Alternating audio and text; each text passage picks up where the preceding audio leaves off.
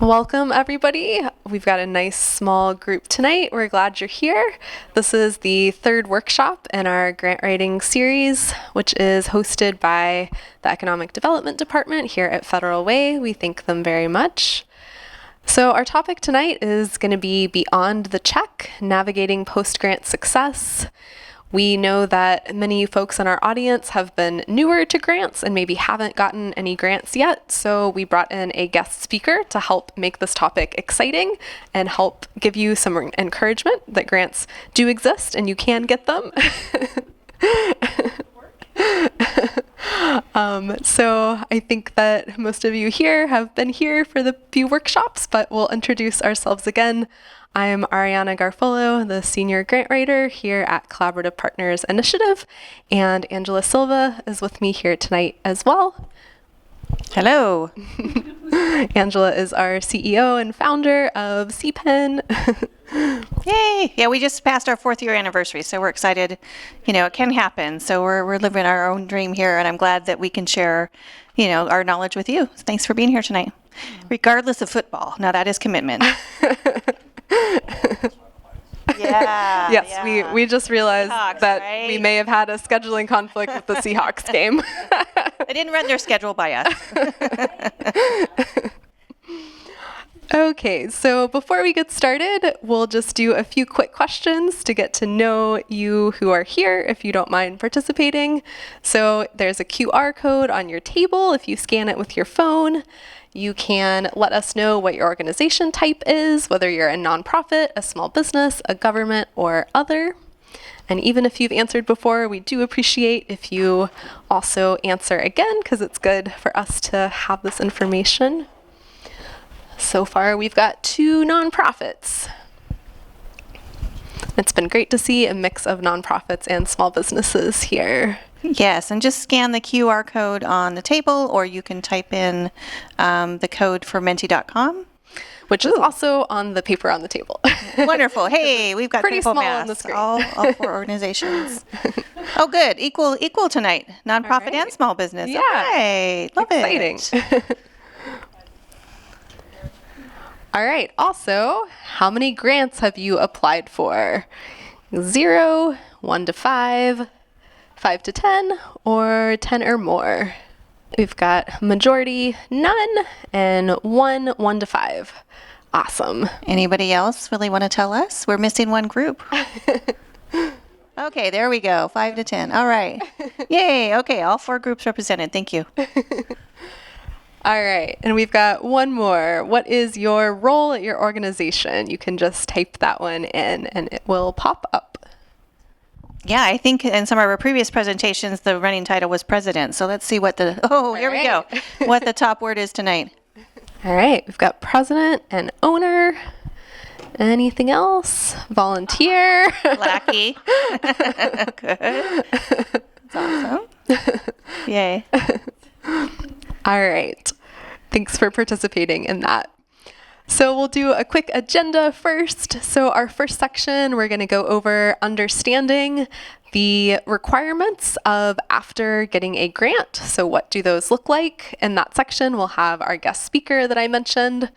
We're also going to talk about effective grant reporting, how to track your finances for grants, and then funder relationships and sustainability.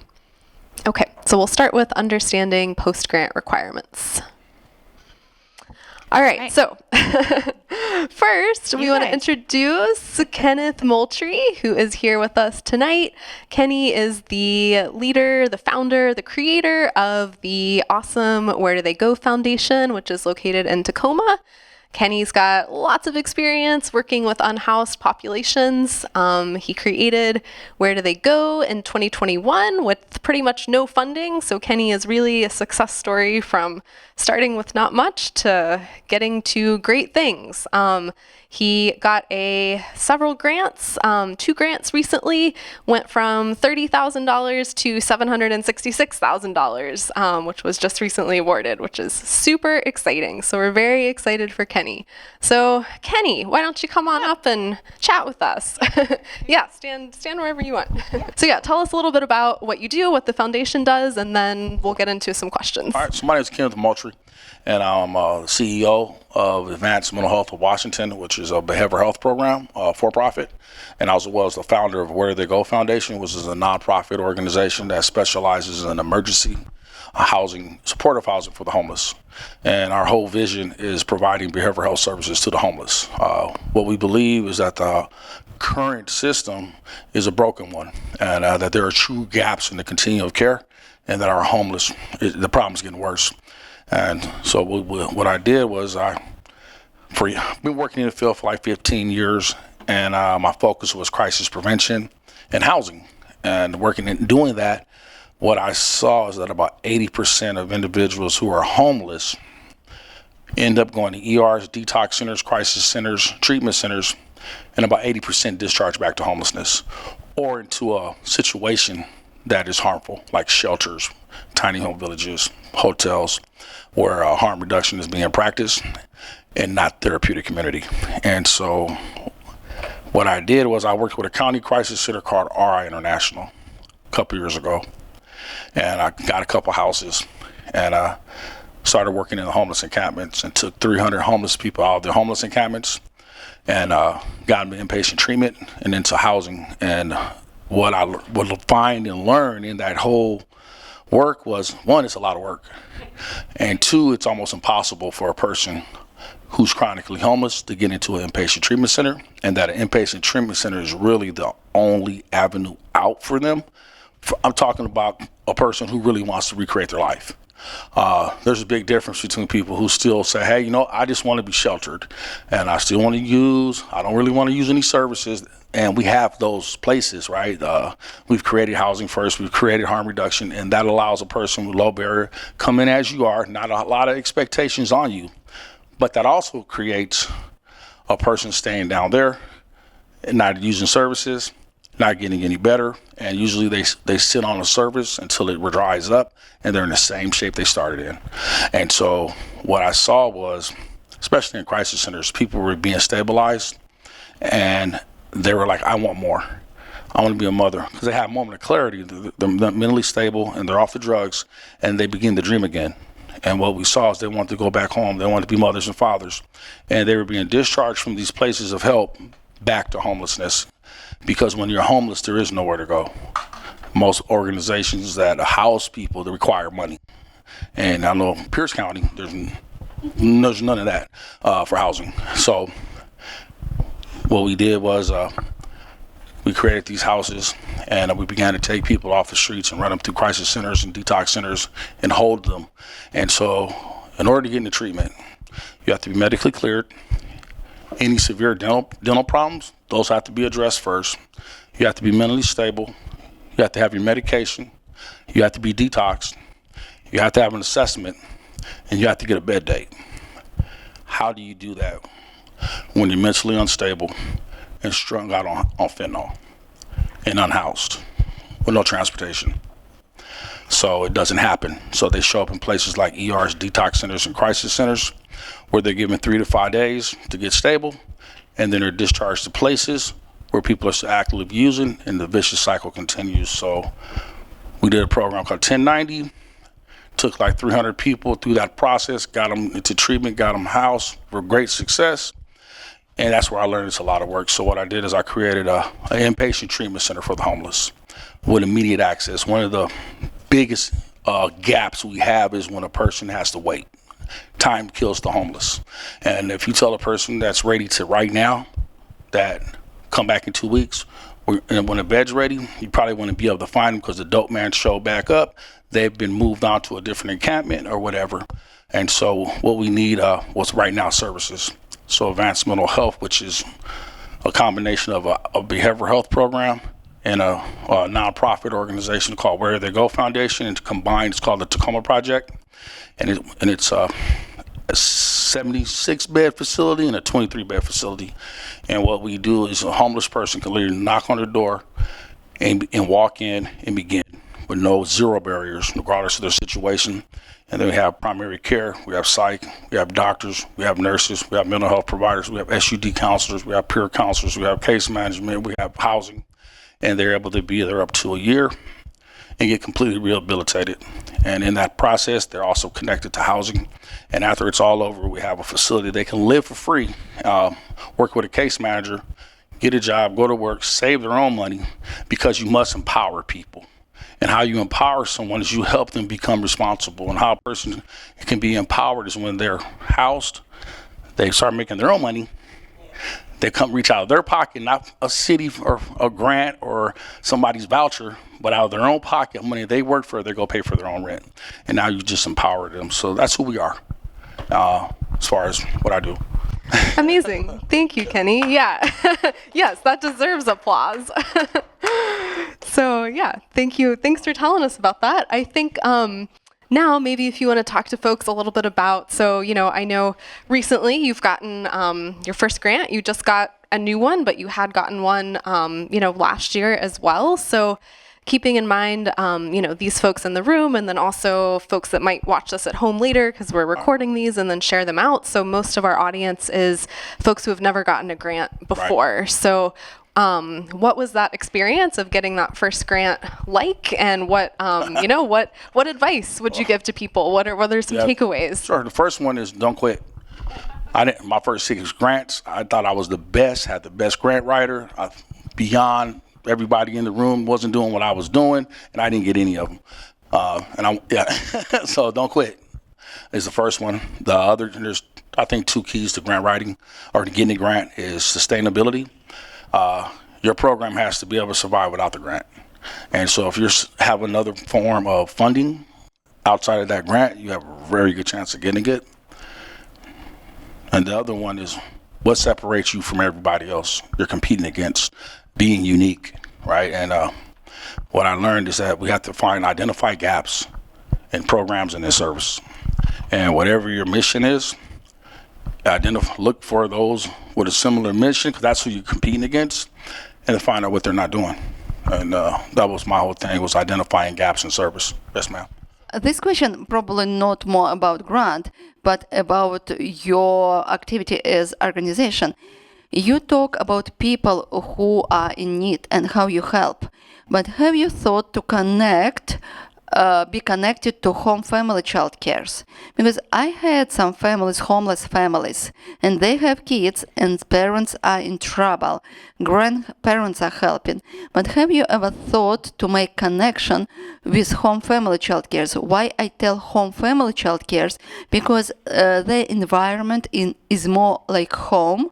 They can have more, have better connection to the parent guardian. That's why probably for your future thoughts, how it can be probably connected. Sorry. I'm glad you brought that up. And this is very important what I'm about to tell you. I had refugees from Ukraine. I had refugees, homeless families whose parents use some not good stuff. Right. I experienced this. That's why sometimes it's tricky how they get child care, and if you get any access or you're gonna expedite through your organization. Some thoughts for your mind for the future. No, that's good. And that question is a good one. And my answer is it's important that you identify your mission, who you serve. And so I serve adults that are homeless. There's a saying that says, shoemakers stick to your last. It's better to be good at one thing than bad at many, right? And so what I do is what I do. When I outsource and resource through case managers, other services, I wouldn't create that program because I specialize in something else. And I watch a lot of organizations get too big, too spread out too fast, and they die because they don't stick to what was working. So I'm not good with kids. I'm not, that's not where we're at. So that's an ideal we are looking at, but it's a good partnership. One thing I learned about, that's another thing about when you're going for grants, community partners. when you're robust in community partners and when you're writing that grant, you can show where, so like when this grant I just got, right? One of the reasons I believe I got it, everybody in the grant against me uses my service. And I made sure everybody, they knew that when we communicated. So being utilized, being a community partner. And for like Tacoma, Tacoma Rescue Mission has a program called the Adams Street Shelter, and it's for women with kids. And so we would partner with organizations like that. But in my case, to where we're at, the kids are already gone. Most of our people are homeless. They burnt all their bridges, and those things are gone. Now we help them get them back. But the idea, right, when you're working with the homeless, is not to get any of that back. It's right now is to prepare them. One of our problems is we have a system in place in Washington called Housing First. And what I watch is people get pulled out of a tent, put in an apartment, and they don't know how to live in it. And they end up losing it. It turns into a drug spot. Bad things happen because they weren't prepared. And usually the organization is responsible. Once they house a person, they're done with them because they have successfully housed them. And that's something I've been seeing a lot of lately, and it's got some sad stories about it. And so that's the type of stuff I'm against. And so we're all about preparation. So in our scenario, kids wouldn't be involved because the person's not ready. I watch people get their kids back too soon, and they're not ready, and it pushes them back out. So we're long-term preparation, but we do partner with organizations. And I'll say that again, if you want to get a grant, you really want to be community-based. You want to show where you're an asset in the community and that you have many different resources, because from my own experience, if you try to be everything, you'll burn yourself out, or you're going to lack in a certain area. So what I do is I identify the organizations in the community that are doing the really good work, and I partner with them. And then when you partner with, here's another trick. You can actually not do any of that stuff. But if you partner with organizations that do it, and you do something called an MOU, a Memorandum of Understanding, you can advertise as you do those services because you're connecting them. And your program could literally be an avenue or a doorway to access everything. And in the beginning, that's exactly what Where to Go Foundation was. All I had was a house, but I did crisis prevention, I did mental health services, I did medications, I did psych. I didn't do any of it really. But yeah, that is. Going through drug court or... You said parent educator or peer? Yeah, parents. I am a peer, but I educate parents. So you're a peer counselor for the parent one, right? So the kid has a problem and the parent becomes the peer to submit. I also teach CPC for the state. Nice. Yeah. So, anyway. Yeah, I got like 15 staff members that need to take the course right now. So, yeah. So, yeah, that's a big part of, yeah. So that's the other thing when you're looking at grants. So our organization, we not only rehabilitate the homeless, we give them employment as becoming peer counselors. So my mission, another one is, I believe that what we don't have are homeless peers. We have peer counselors in mental health, that are parents, that are SUD, but there's no effort being put into people coming out of homeless encampments, rehabilitated, and then peers that go back into their homeless encampment, because a homeless encampment is quite different than other communities, but it's very much a community. And when you can take someone from that, so me, I was homeless for 30 years, strung out on crack, in prison 5 times, so there's a lot of things, right? I had a lot of barriers. And what happened was I was able to be rehabilitated and then go back into this community and help my people, right? Because homelessness, the truth is, homelessness is not the problem for a homeless person. Homelessness is a problem for the community. Homelessness is just a symptom of a greater problem for a homeless person. And so we believe, Advanced Mental Health and Where They Go Foundation, that the key reason why people are remaining homeless is mental health and drug addiction. Working in homeless encampments, which is 310 homeless encampments, and I couldn't find one person that had a co-occurring disorder, meaning mental health and drug addiction, not one. And 90% were on fentanyl in this area. So, y'all work, yeah. Yeah, and I want to circle back to one thing you said that I think is a really key point about filling a gap, finding a gap, and I think that one of the questions that was asked to you in the interview when you were going for this last grant, remember they asked, how is this different from other people who are providing this service? So I think that's something that's important for everyone to remember as you're thinking about your own organizations is how would you answer that question? What is it that makes what you're offering different from what other potentially similar service providers are offering? Because that is really what can help set you apart and what could make the difference between getting a grant or not, because you're filling a gap. Yep. So yeah, I think, let's think about one more question or so, and then I think we can move to the next part. Thinking about our topic tonight with kind of helping people understand a little bit more what to expect after they get the grant. So what were some of the things that you were asked to do in terms of, once you got that money, what was the follow-up? What did you have to do, and what were some of the challenges or maybe learning points with that? Yeah, my first grant, I did terrible. The management part of the grant, so I remember I got a grant for $32,000, so it covered 25% of the rent from the house, and that was it, nothing else. So my great thinking, right, I'm like, well, then they didn't pay for my staff. They didn't pay for any other things we did. So I didn't feel I needed to report. It was none of their business because they didn't pay for it. Nope, not true at all. Yeah, your whole company, everything you do from background checks with staff, that's a big one. I got dinged for that one. Yeah. Transportation, rents, utilities, any way you spend money. So when you get a grant and they can give you $5 and it could be $1 million in your budget, they want to see everything across the board. So you gotta have to report for everything you do in that company, how you spend your money, how you pay your staff, how you train your staff, what are your policies and your procedures, your liability insurance, all these things like that. Reporting's big. Your data, how do you collect data? And they want to know various things about that population you're serving, how you serve it, your mission statement. And it doesn't matter how much money you get.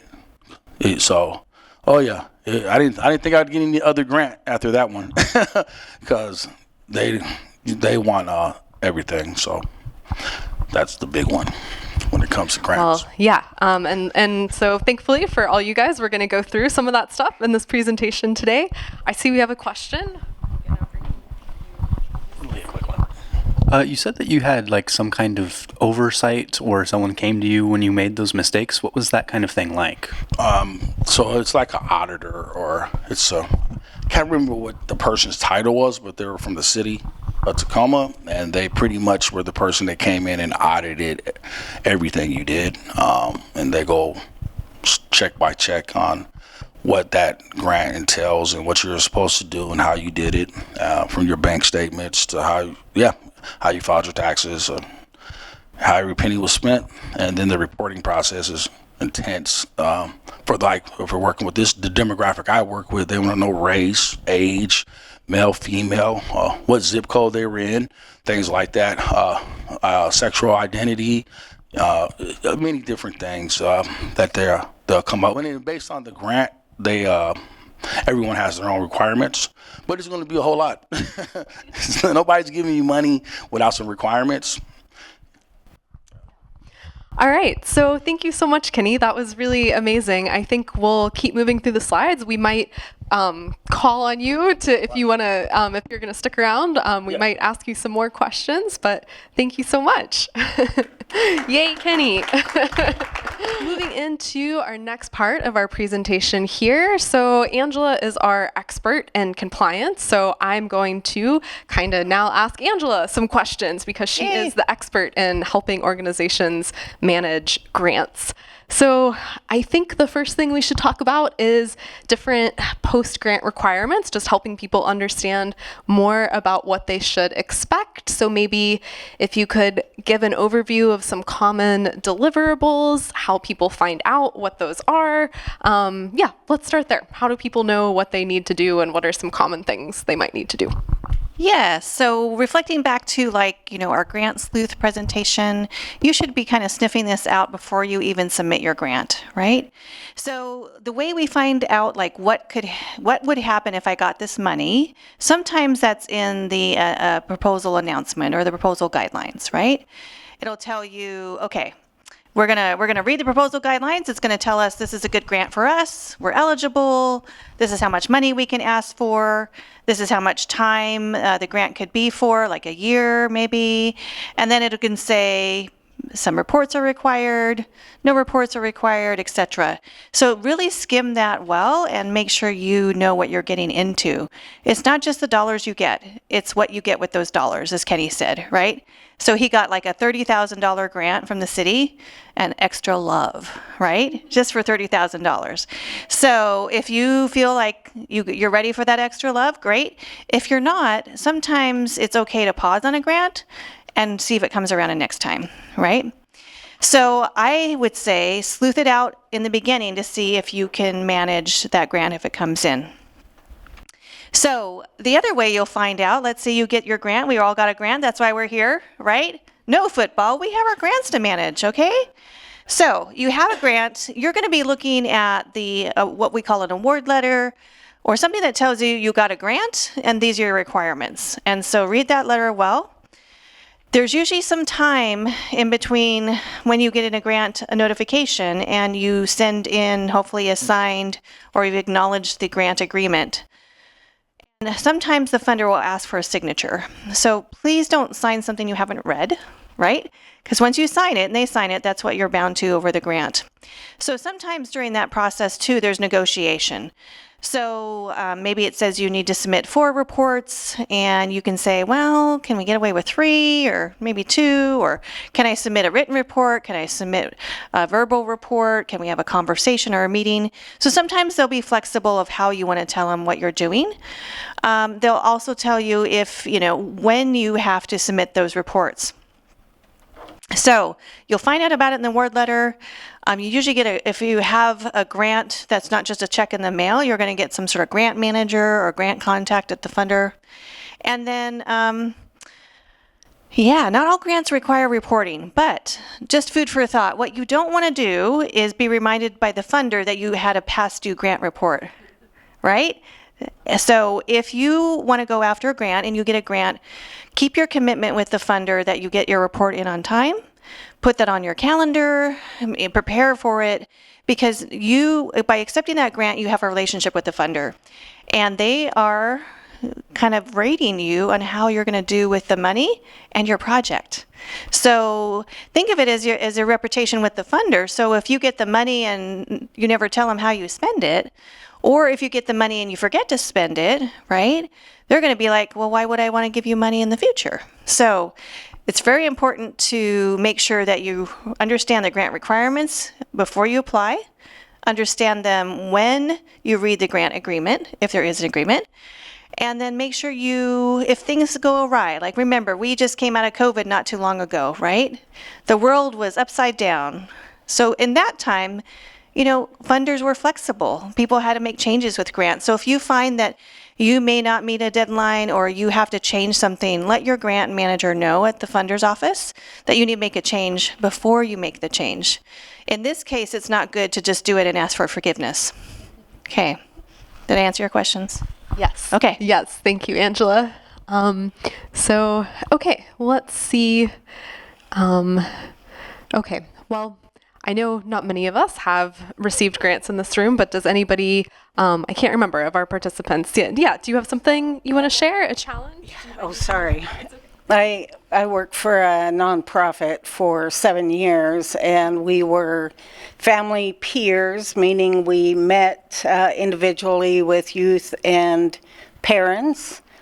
And I would say the difficult thing for us was having 7 or 8 people on the team, getting them to get their notes done and getting them to document each of those visits, because the county wanted us to contact so many people in 1 year, and that was not duplicated services. So just really getting something set up so we could get the staff all on the same page, and you think it would be easy, but no, it wasn't. Yeah, so it sounds like it was a team effort, right? That everybody had to be involved, and that can be tricky to get the whole staff on board. Any advice you would have for that, Angela? How do you get the whole team to comply with the reporting requirements? Yes, there's always time between when you apply for the grant, that's just a hurdle itself, and then when you get the grant. And so a good best practice is like when you get the grant is to bring that team together and review what you said you're going to do in the grant and make sure you can do it. And then kind of timeline that out. This is the grant, this is the timeline, this is the budget, and these are the reporting requirements. And in that conversation, who's going to do this? And have them commit to that, and make sure they have a backup. Because if you just say, hey, we got the grant, we're going to do it, and everybody's idea of do it is a little bit different, right? So I think you've got to be very clear, and we're all human too. And so sometimes I've seen when people get grants, they kind of make up the stuff, right? Or they think they know the answers to the questions in their head and they forget to read what's on the paper. And so when it's time to do grant reporting, they're like, oh, I didn't even get this information, or I got the wrong information, right? So always plan ahead. Just like if you're going to go on the most amazing vacation, like how are you going to get there?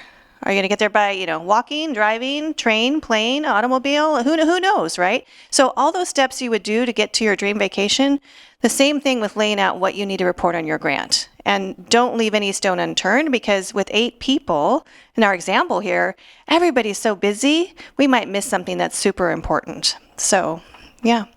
I think another thing for me for grant reporting, some funders have different systems. So we're starting to see folks be more flexible. Like, just give us a phone call, just write it down, we're going to interview you. Others aren't so flexible. They say, great, you have to register for this reporting system. And different people have access, and you have different level of access, and you have to get it in. And if you don't get it in, then you're in trouble, right?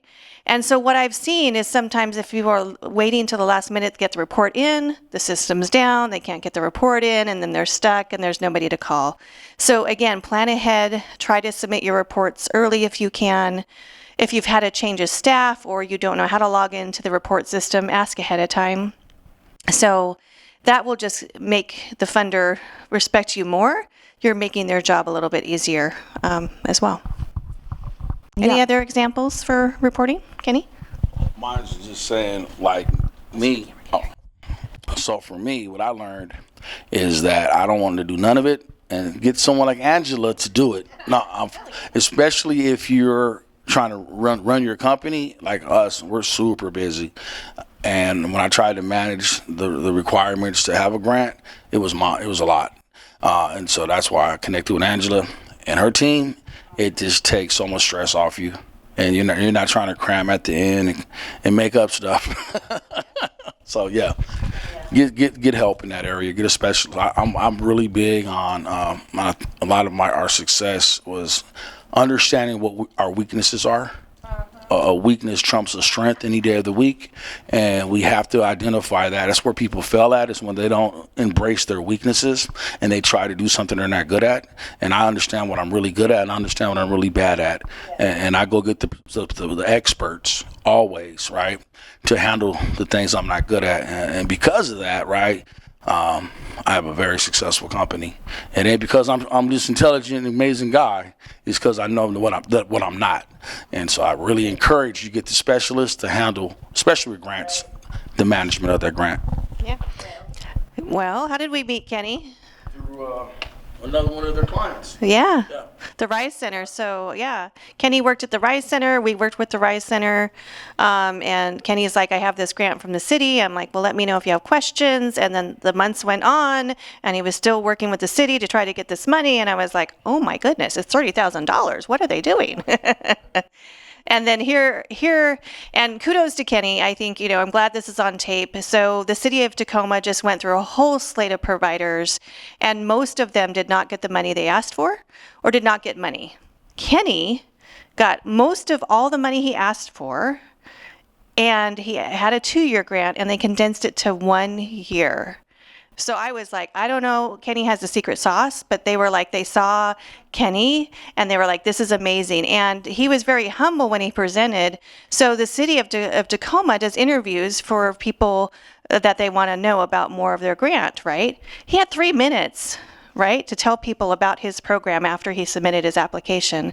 And then they had 10 minutes to ask him a lot of questions, right? So he sailed through, and, lo and behold, when we saw a lot of the other great community groups like not get selected, we were like, what is going on? And then Kenny is like, oh my goodness. So we're real excited to be seeing this in action and bringing, Kenny is the unicorn of his world, because you do not see this usually in grants. Usually grants are super competitive and they cut you and they keep cutting you and they make it hard.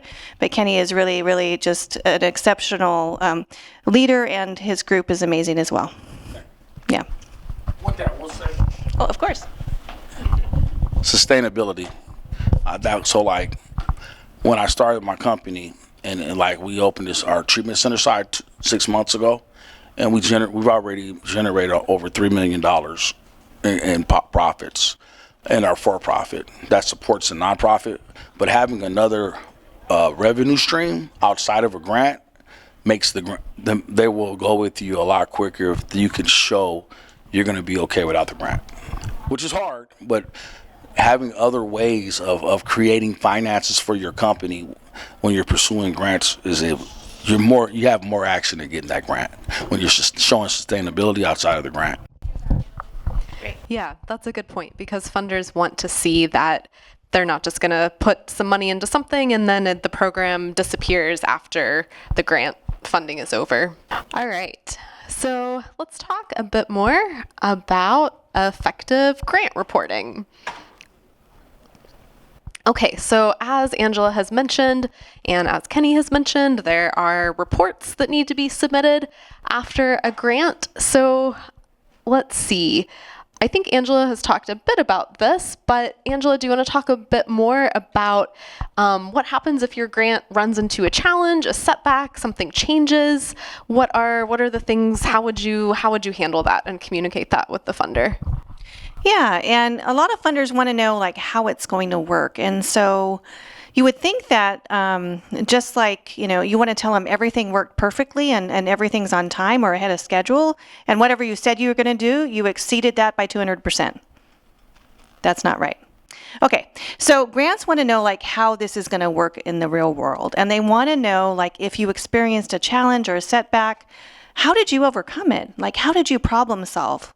And that shows like the resilience of the organization. And so I would, encourage you to report, what is really going on with your grant. Not say, oh, well, we got a grant, but we had to change everything, right? So we can't do whatever we said we're going to do, but we're going to do this now. Don't do that. But whatever you said you're going to do, if you have to report it and it runs to a challenge, just say, hey, this actually came up. We never thought about this. And this is how we addressed it, and we actually learned more. And we're going to change how we do this for future grants, right? And that shows you, again, that resilience of the organization. You guys are nimble and can think on your feet. What you don't want to do is say we ran into a challenge and we're stuck and we just don't know what to do, but we want to keep the money. Can't do that, right? And you don't want to give back the money. Don't want to do that. So sometimes as well, a funder may problem solve with you and say, look, if you really need to get to a point where you pivot, they can help you kind of plan through how to pivot that. So I would say be upfront with your funder and just say, hey, this is how we're going to problem solve and kind of get through it, and report that challenge or setback and how you resolved it, or maybe you need some of their insights to resolve it. And sometimes I've also seen funders, maybe you have a challenge or setback that actually costs extra money. Depending on the funder, they might say, you know what, that's good. We're going to give you a little extra money to help resolve that. So again, that open, transparent conversation is really important to respect that relationship with the funder. Yeah, thank you, Angela. And I think something on the slide too, we've talked a bit about making sure you're actually doing with the grant what you said that you would do, right? This is super important. And we see this fairly often with folks that we work with. people get excited about the work that they're doing and they're excited to get some funding, and there may be a tendency to forget what they actually said they were going to use the funding for. And so I think this reflects back to what we were saying as well with Melody's point, is that you want to make sure that you are getting your whole team on board and that your whole team knows what you're using this funding for. And potentially also, so maybe we can also talk a bit about the different forms of the reporting. So now we're really talking about the narrative parts, right? But there are also financial parts. So there's really two different kinds of reporting you could be asked to do, but they should match up, right? The things that your numbers are saying should also be the things that you are saying in your narrative. And it's important that there's cohesion between those two pieces. Yes, and so that's a really good point. And before we dive into that, one thing too to remember, you're not going to impress anybody when you write your grant and you try to have a really tight timeline and do many things, right? You don't want to be a busy bee, because in reality, you need to give yourself time in the grant to get things done and space in case one of those challenges come up. You are not impressing a funder if you're like, we can get it all done, almost for cheap, almost for free, just give me a grant, right? And they're going to say that's not realistic. There's no way you're going to do that. So back to grant reporting, as far as like the form. So usually during grant reporting, they'll want a narrative report. That means you're telling them a story of whatever you wanted to accomplish. Sometimes it's numbers. They want to know how many people you served over that period of time. So you'll put that data in. This is how many we served, and hopefully it's on target with what you said you were going to do. And then what I have seen, which would make me question that, is like, we served 400 people for nothing. So that doesn't usually jive with a funder either. If you serve 400 people, it had to cost you something to serve those 400 people. So when you're reporting on a grant that is your narrative, you also need to use your report spending in their form. So your spending should be in line with serving those 400 people. Now, what we don't want to see is that you served 400 people and you have several more months on your grant and you spent all your budget, because that tells us that maybe you didn't really budget well in the first place, and you can't tell them you're going to do the rest of the grant for free. So spending and the story you relay about the work you did should be pretty equal in the reporting process. Awesome. Thanks, Angela. Okay, so what are some common mistakes to avoid? I think we've mentioned a bit about don't forget or don't make the funder remind you, right? So don't be late or submit something partial. What else would you say about this, Angela? What are some other common mistakes that can be avoided? Yeah, I think, as you go along with reporting on your grant, so a key thing to keep track of all this is put it on your calendar. So you could be old school, hello, and you could have like a beautiful calendar on your wall or desk, mark it down. You could be using your phone or some sort of software to help you track, put it down. So you're not going to be overwhelmed if you know what's coming up. And always, actually, maybe a few days before the report is due, unless it's a complicated report, and then maybe a month before it's due, set an early reminder to start working on that report. So that way you're not going to miss the deadline. So, I think for reports as well, it gets challenging. And I think some people cut and paste. So you did the first report, right? That's awesome. I got the report in. Report 2 comes in. You just cut and paste the same thing. Wait, you should see some change. So please don't cut and paste your beautiful writing from report 1 into report 2 with actually making it relevant to the work you did, because that's not going to impress whoever's reading it on the other end. So I think that's some things that, maybe isn't on this slide, is that, make sure you're telling what happened during that reporting period. The other thing is we're all human. We're pretty busy. Have somebody read your report. It should make sense, and also double check for spelling errors, make sure everything's there, because again, we're all human. We're tired. The report's due at probably an inconvenient time. But what you want to do is make sure you have a quality report.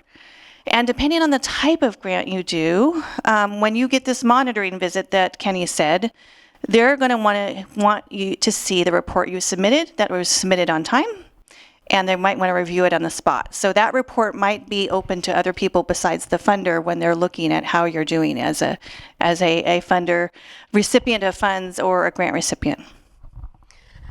And I'm realizing now another thing we could say is, we're talking about this report, which might seem kind of opaque. Like, what is this report actually? So maybe giving an example of a client that I was just working on a final report for a grant for. So in this particular case, what it looked like is it's 3 questions. So there's 3 different questions, and they want you to answer those questions. So questions are, how did this impact your community?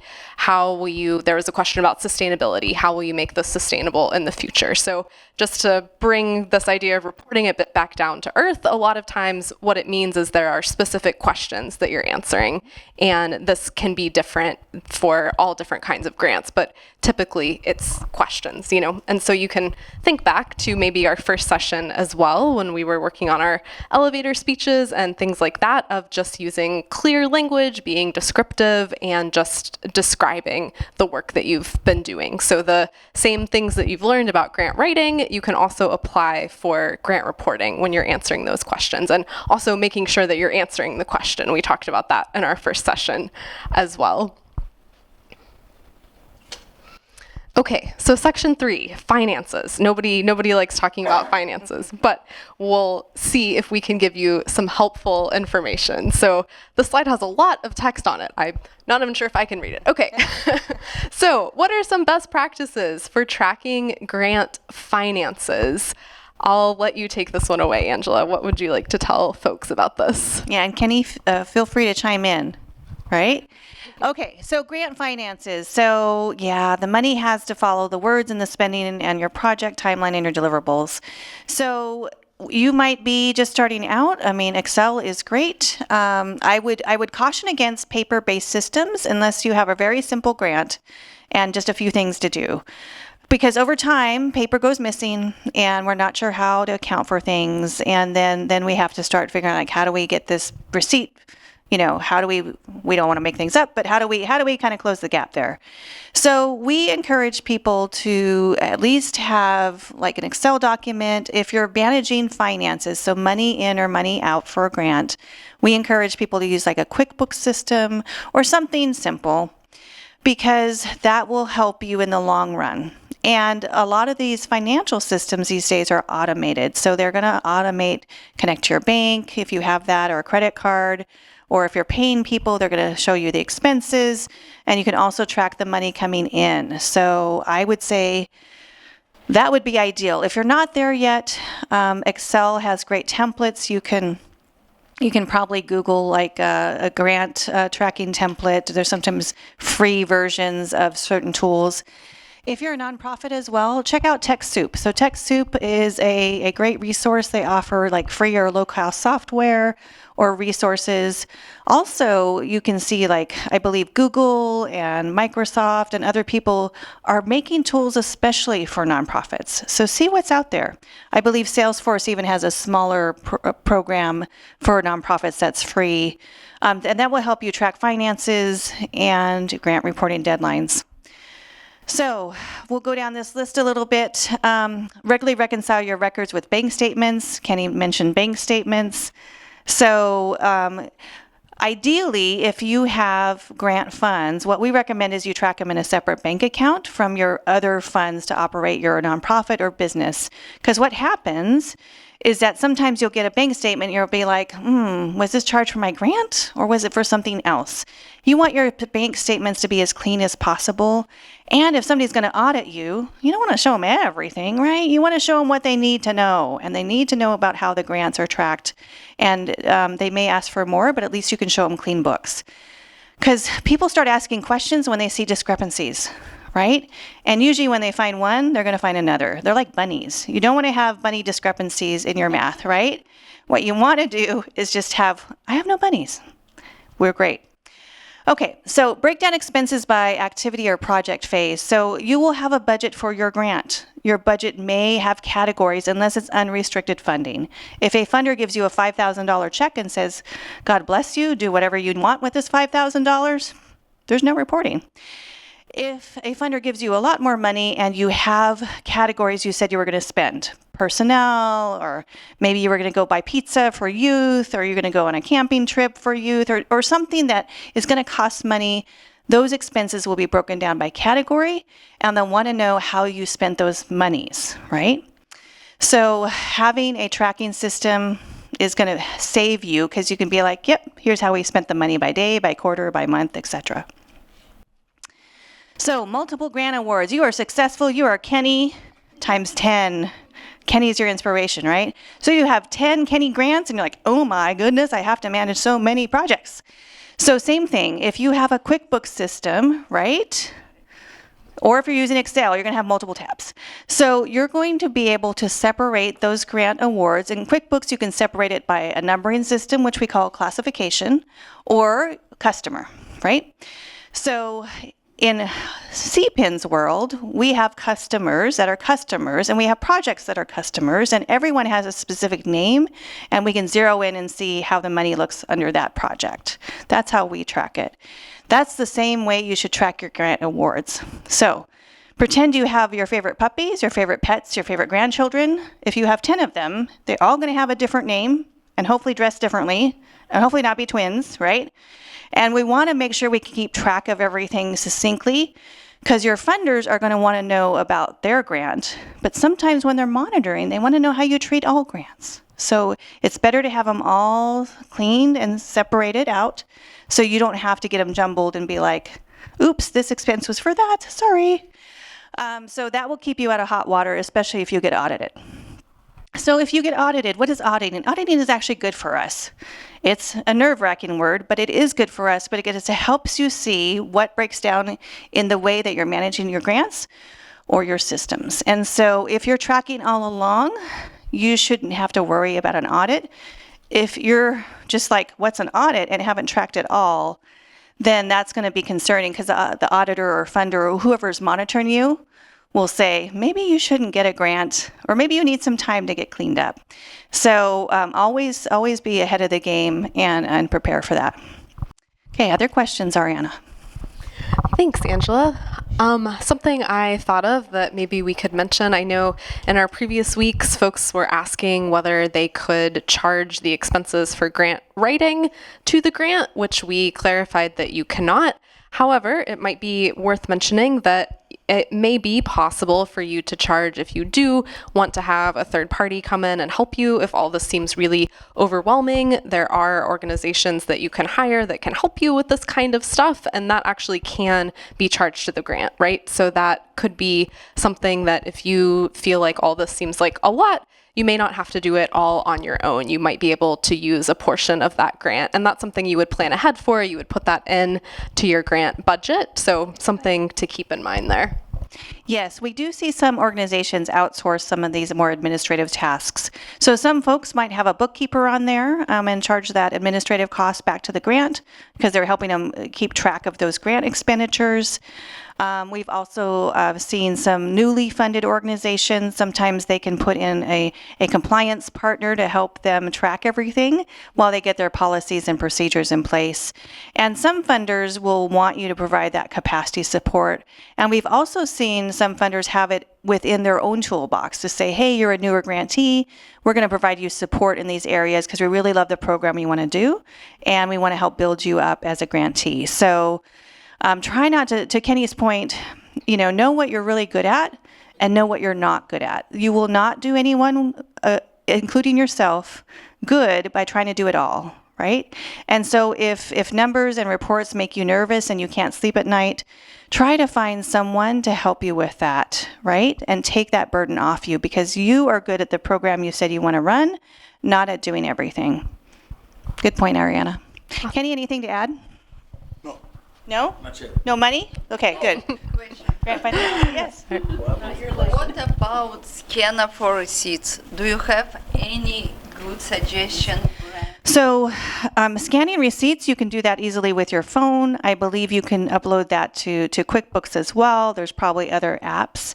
So I like that idea of keeping things electronic. Depending on your funder, though, your funder might say, we don't believe the scanned thing is real, right? So we want hard copies of everything. So double check your grant to see if you need to archive things. You'll be surprised. They might want you to archive these grant papers and receipts and reports for 7 years. So if you're like Kenny and you've got 10 more Kenny grants, you're going to have to go get a storage unit, right? So make sure that you know how to keep track of things and label them by grant and then keep them safe for as long as they're supposed to be safe, because some funders may come back and audit you after the fact. I'm just wondering, what is the best scanner or system that you can keep receipts in one place? Yeah, I think we tend to use our phone. I mean, you might have a scanner. Also, some vendors now will email you a PDF of whatever you purchased. So sometimes you might say, please give me an email receipt, because that's often clearer to read. And in the case that they give you a paper receipt that's not dated and you can't read it, you need to ask them to print it again or do something, because if it's a grant, they want to account for every penny, right? And they don't want it to look like you made up a receipt, because then they're going to ask you, like, do you do this often? Do you counterfeit things? Let's talk a little bit more, right? So what you want to do is make sure for grants, and we've had to do this too if a receipt is missing.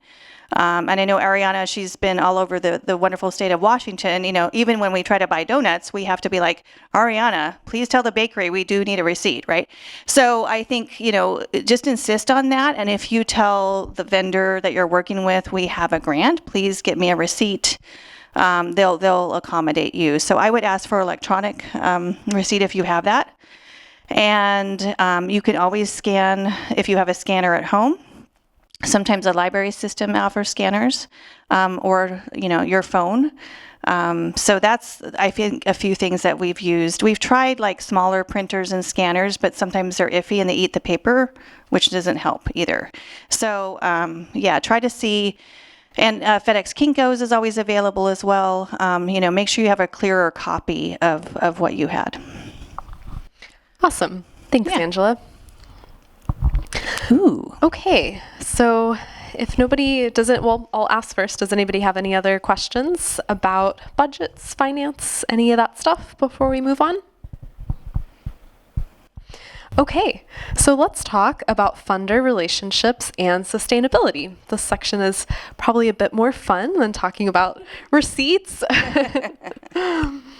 So I think that something that's really important is building positive relationships with funders. I'm sad that our one gentleman from last week was not here. If ever anyone remembers, he had brought up how do you say thank you to funders. So this section is a bit inspired by him and in honor of him as well, because saying thank you to funders is really important. And this can take many different forms of how you can say thank you, but it's really about building that positive relationship with funders. So, Angela, why is this important? Why should people bother to build a positive relationship and be set off on a good foot with their funder? Yeah, and funder, the relationship you have with your funder is all about relationships. We're all human, right? And it's super competitive depending on the funder. And they really will seek you out if you have a relationship with them. Now, you're going to ask them for all their secrets and they're probably not going to tell you. But the way to, say thank you with them is to acknowledge their grant. Thank you so much. And to keep them updated. Like we talked a little bit ago about reports. How is it going with your money? In their heart and in their actions, they want you to be successful, and that's why they invested this money with you. So it's so important to say thank you and to do a good job on your grant as best you can do, because that helps create a stronger relationship. And if you look good and they look good, there's the potential to get more money. And the reason, as grant writers, right, one of the reasons people don't get money is they never ask for what they really need. And creating that thank you relationship with your funder will help open the door for those future conversations. And depending on how you're doing, you're going to be just fall out of your chair, like 10 Kennys, right? It's going to be like, how much money do you want to give me? And you're going to pause and they're going to tell you and you're going to be like, yes, right? So that thank you is going to help create more success for you in the future with your grants.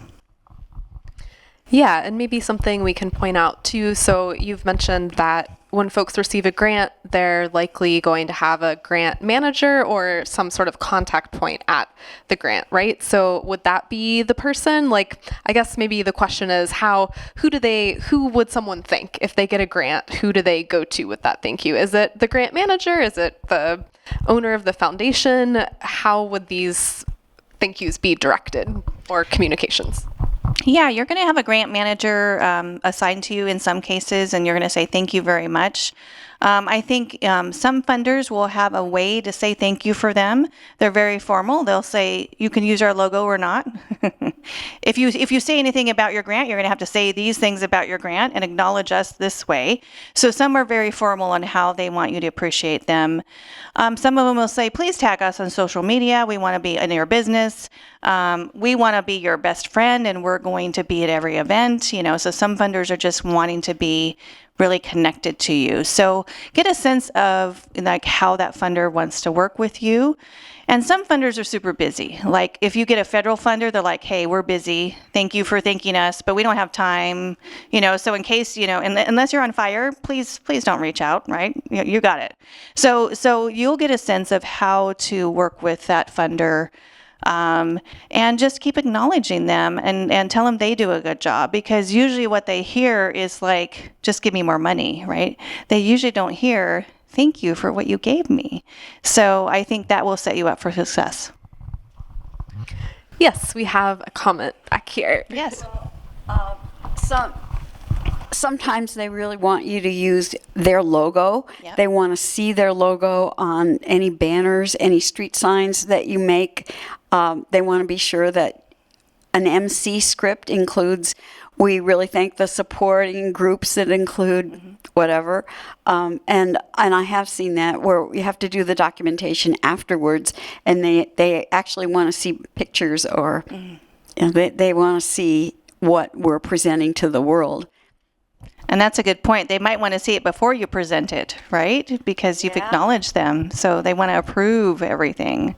So that's a good point too. So, and if you don't know, and it's okay to ask, like as you get this award in, like, hey, I would love to acknowledge you. Can we do this publicly? Can we use your logo? Or, they'll tell you what you can do or not. And I think they'll be pleasantly surprised when you ask that question. Good point. Great, thank you. So on our next slide here, I came up with some creative ways to say thank you, again, inspired by last week's presentation. So again, these are all going to be informed by what the funder wants or what they're okay with. I've seen both ways. I've seen some funders that say, please don't acknowledge us. They actually don't want to be acknowledged. And other times they do in very specific ways. So again, not all of these will work for all funders, but these are some ideas. So maybe you could do a personalized video message. You could record something on your phone. You could include some of the populations that you're serving or some of the community that you're working in. So that could be a neat thing to share. You could pop that in an email to your grants manager. You could give them a behind the scenes tour. So what are you doing? What does your project look like? Are you building a new facility? Maybe you could invite them and give them a little tour, or just something to make them feel special and also show them more of what you're doing. So they may or may not want to come out for that, but you could always invite them. Yeah, Kenny's got a point to add here.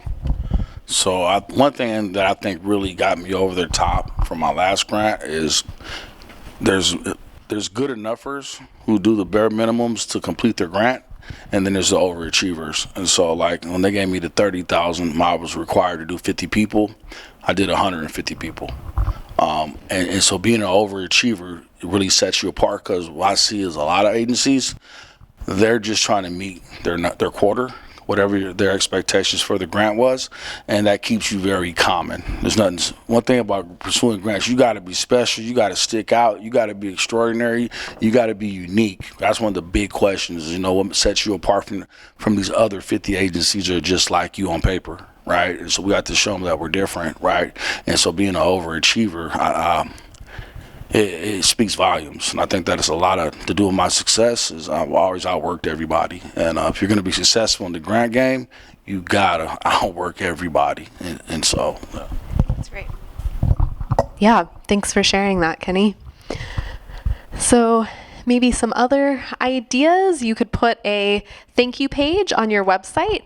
And I think a lot of these speak to what Kenny was just saying as well, with being an overachiever, doing as much as you can and going above and beyond. Even if a funder doesn't ask to be recognized on your website, what if you do that anyways? What if you have, and this could be something simple, low cost, you just add a page to your website that has all of your sponsors, everyone who's given you money.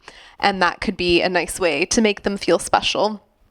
You could make a report, an impact report that shows how your outcomes were achieved. Maybe if you've got a bigger organization, you're already doing an annual report that shows your spending, all of those things. And so you could make it really pretty and mention the funders by name in that report and then share that with them. That would be something else. As Angela mentioned, you could do social media, maybe do a donor spotlight. Again, you want to get their permission before you do that.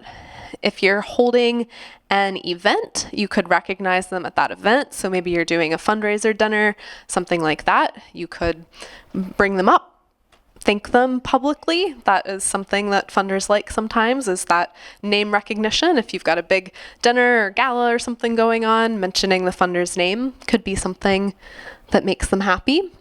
Does anybody have other ideas? Has anybody who's worked in nonprofits or grants, or it could just be a personal thing? What? One intangible thing that might make a difference, we invite the mayor. Mayor Farrell has been very gracious with the music festivals that the Lions have been putting on, and we've always invited him to come and speak. We have a little parade, and before the first music starts, we've asked Mayor Farrell and sometimes others.